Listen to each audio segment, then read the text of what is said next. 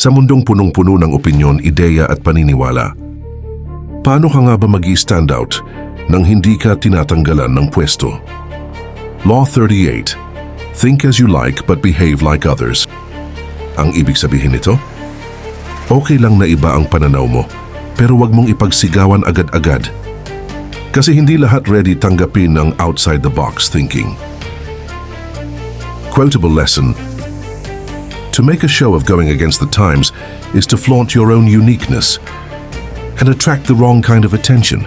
By Robert Greene. Mga paalala: hindi lahat ng katotohanan kailangang i-broadcast. Kapag kontra ka sa crowd, bantayan ang timing at delivery mo. Kahit genius ka pa, kung hindi marunong makisama, ikaw ang outcast.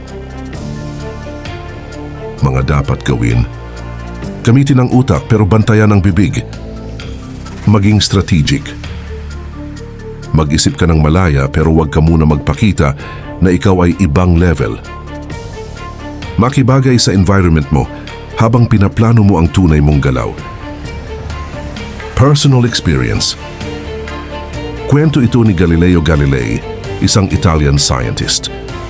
Noong time niya, naniniwala siyang ang araw ang sentro ng solar system, hindi ang Earth.